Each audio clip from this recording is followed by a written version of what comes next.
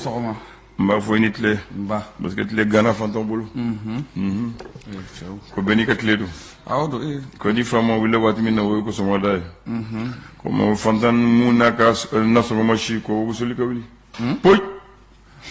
N bɛnkɛ de y'o fɔ ne ye. A siga t'a la Abulaye. I dalen t'o ɲɛ sɔrɔ ye o. I bɛ wuli ka ɲɛɲini de o diyagoya ye. Sɔrɔ ka wuli o ye dɛ hali n'i dara 5 heures. 5h30 bɛ se yɔrɔ min na o b'a sɔrɔ i wulila ka dugu sira minɛ. Cogoya tɛ o n'i m'a kɛ ten denbaya bɛ balo wa. I bɛ fɛ ka balo hɔrɔnya la. Abulaye i bɛ wuli i bɛ taa ɲɛɲini dɛ ko jɛlenya kan. I b'a kɛ. Cɛ tuma dɔw la jɛlenya yɛrɛ t'a la dɛ an b'a ɲɛɲini ala ɲɛjugu ka tuma dɔw la. Non ala k'an kisi o de ma. Ayi n ko tuma dɔw la. Ala ɲɛjugu an b'a ɲɛɲini. Non ɲɛjugu fana position dɔw bɛ yen. Abulaye maa tɛ jigin maa la olu siraw fɛ o. Olu bɛ yen o. C'est-à-dire a bɛ maa min bolo. Ambition bɛ maa min na hakilina bɛ mɔgɔ min na k'a ɲini a t'a sɔrɔ. Donc sira cogo wɛrɛ bɛ yen i bɛ se k'a ɲini sira cogo wɛrɛ la. K'a sɔrɔ i ma gasiba kɛ. Ayiwa. O fana bɛɛ bɛ se ka kɛ o. Parce que bamananw ko maa min tɔtɔ ji la hali nɛgɛ bila dɛ ma b'a minɛ. Nɛgɛ jumɛn hali ni a bɛ fɔ cogo min na gari d'a ma a b'a minɛ a bilen. Hali ni gari d'a ma a b'a minɛ. Mɔgɔ min ka to ji la. Abulaye nɛgɛ wa. Gari d'a ma. Ko nɛgɛ bilen hali i ye nɛgɛ bilen d'a ma. A b'o de f'i ye o ni nɛgɛ in tɛ bilen mɛ a minɛ yɔrɔ b'o la o. Gari bɛ minɛ kɔfɛ u bɛ sama. A b'a minɛ dɛ. Yɛrɛ ɲini don. Alahu akibaru. Ni tɔgɔ ɲini tɛ nin ye koyi. Ayi tɔgɔ ɲini tɛ yɛrɛ ɲini don. Yɛrɛ ɲini don. Yɛrɛ ɲini don. Alahu akibaru. Diɲɛ. Diɲɛ ti dɔn ko bololasɔrɔ sɔn ko ka sɔnni kɛ ni kari ta ti kɛ.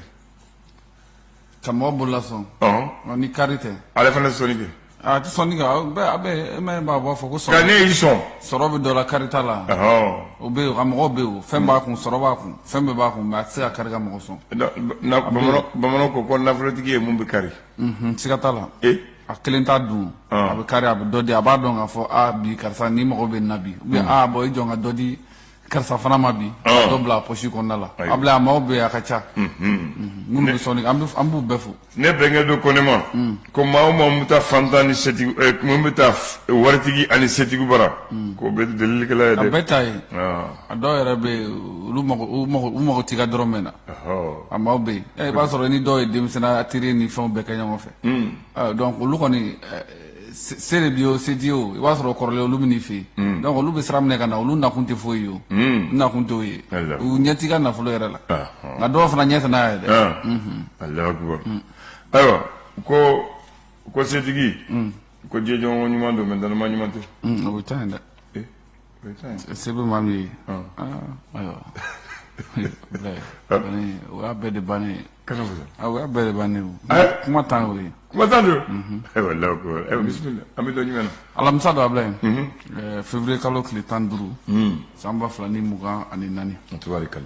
Abulaye gafe bɛ yan. A caman. An b'a daminɛ le républicain ale ye mun fɔ bi. Ale kumana min ye rentrée littéraire kan mun ta k'o 16nan baaraw Abulaye a daminɛna ka ba bɛ kan ka daminɛ an b'a fɔ février kalo tile 20 ka kucɛ a tile 24 na a bɛ kɛ Bamako yan Sikaso Mopti ale ni Tombouctou fo ka taa se min ye Gawokaw fɛ yen nɔ o baaraw kurumukali na baaraw sigi sen kan o cogoya la.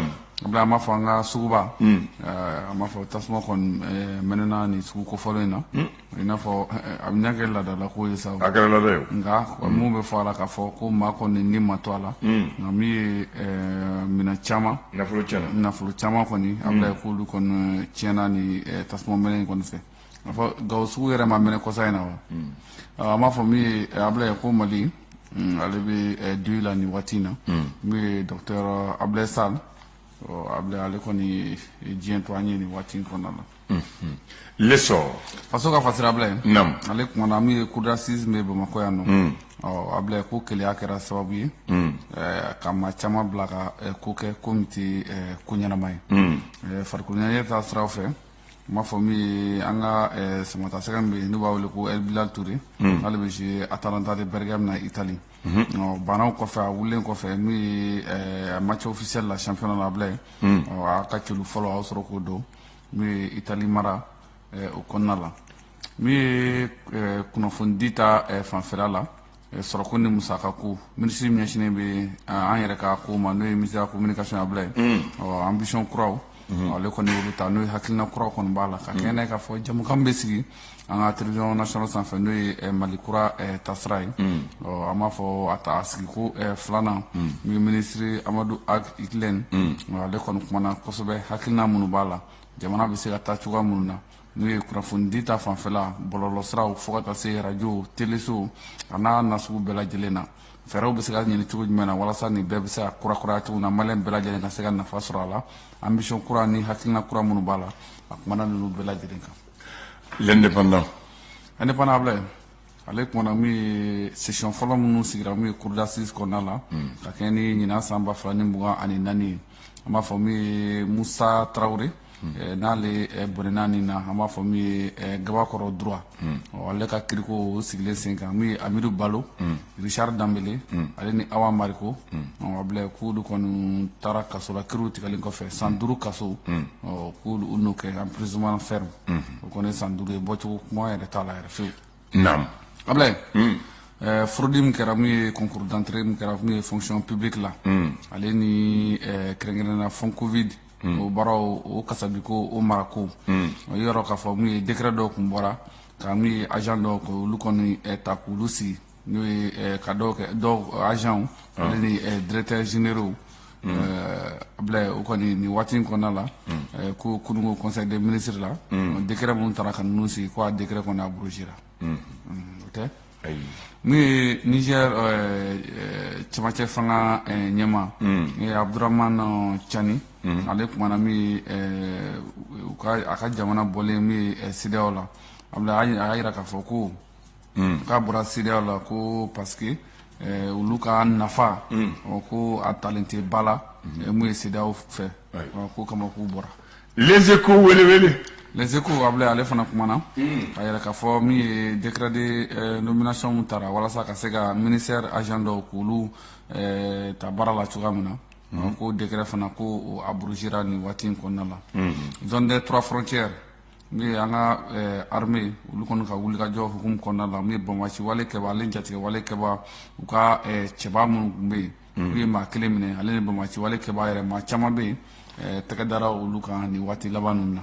Challenger kumana Ablaye min ye Jalakɔrɔbugu Raphaël Dambele a ko ale kɔni bɛ nin waati na ACI ɲɛma n'o ye Soko ta fanfɛla ye k'a b'a wele ko a ka a janto kosɛbɛ baara minnu b'a la ka kɛ cogoya minnu na mun bɛ tali kɛ an b'a fɔ min ye polisi militaire Ablaye le directeur du quartier général de la police militaire a ko bayitage minnu bɛ kɛ maraji ni fɛnw na ko a kɔnnen don dɛ ko ni maa o maa minɛna la ni ɲangini bɛ yen ko n'o ka kan ko na da i kan nka ko a interdit no fana min ye minnu tɛ officiers ye a bɛ n'a fɔ sous officiers da ko interdit do la parce que olu de ka yeli ka ca ko la kosɛbɛ ko polisi militaire kɔni bɛna u ka baara kɔni daminɛ ni maa mɔgɔ yera ko kɛnɛ kan kɛ non officier ko ni ɲangini bɛ yen ko n'o ka kan ko na da i kan.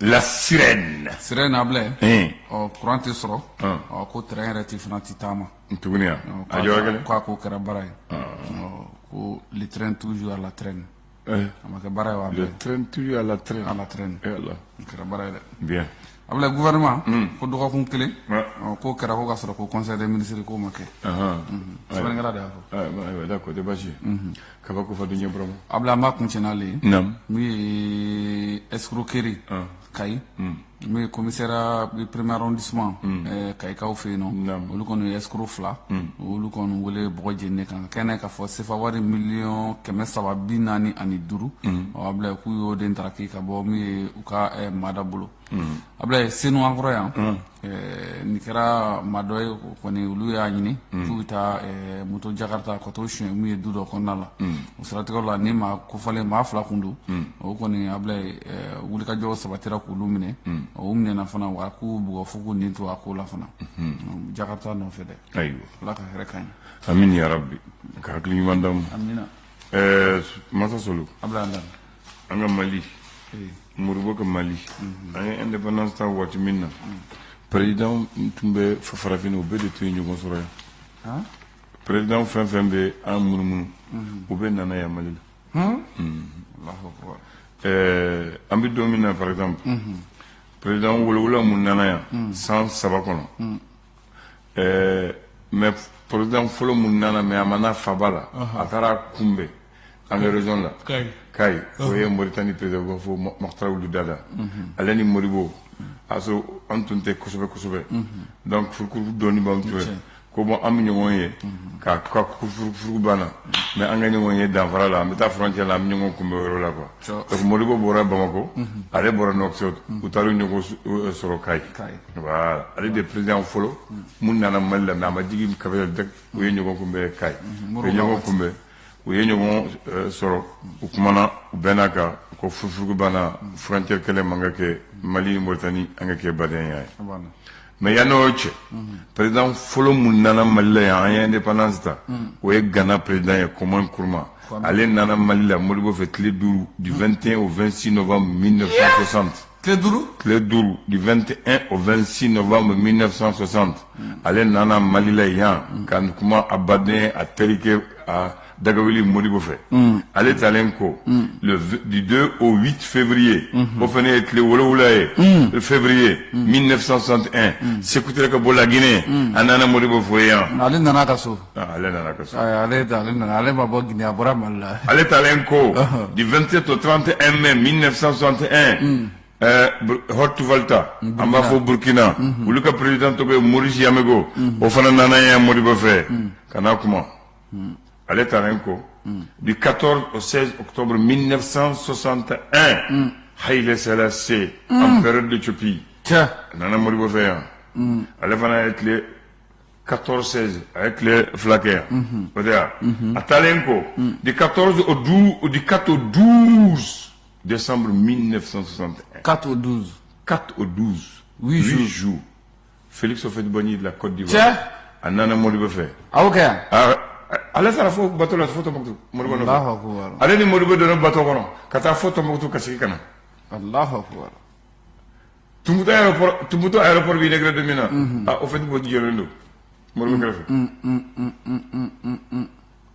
Hein? Wa tebi. Kado bateau joli bala kata fu koro fe kana. Parce que Modibo ta bateau ta mi kulikoro. Wa kulikoro ni Modibo be vacances gala ta ko fede. Allez bateau de ta kamali di ceci kata koro fe kasiki kana. Vacances. So de Bembuna, Angarola, avoir fait la maison du président, Nana avait dit que son n'a pas dans la hausse au lui. Domino Modibo, à sa sécurité de Gabon Moto, Batokono. À côté, Yannick voilà. Allez, Félix Tara, du 2 au 7 avril, 5 jours encore, 1962, Niger président, Hamani Diori, au Fananana. Quel Duruke. Allez Talenko, du 5 au 12 octobre 62 encore. Combien de jours? 5 au 12 octobre. 5 jours. 7 jours. 7 jours encore. Le président du Dahomey, actuel Bénin, Hubert Maga, au Fananana Modibo. Tiens. Bi, président, nous n'avons mené Airfly. Aïe, vous êtes mon gars. 10 heures. Par exemple, nous avons même temps sur le dos forico. Oh, bon, nous n'avons pas de Kadi ke bam yara be ni ke biya ka jamana kono a yara te biyo o te Cameroun bol biya ale ya be sabbi sababu sa durgati a sindi do Cameroun fo yumo ko fo tale la voilà no ni ke ame position na clé fla clé so ga jamana ko na so tigi gore bala ya bless ka fo tale te bo fe no ni mbaye rek o wasina anga jamana bonyondo anga jamana nyema bonyondo bonyo baka bebina alefe ka leson ta ka melia ta ka kuno fuli ni na alefe sinon sinon vous savez mais tiens là misali bado ab jamana e jamana baye ko able modo mba fe ko ni yero mo wala jamana bado na don uta ka clé duruke afa da clé sheki ça ba ko no nimbebna mba kele no fe da clé sheki voilà atika gansa matita ma no fe gansa de mati tugu ma ko gansa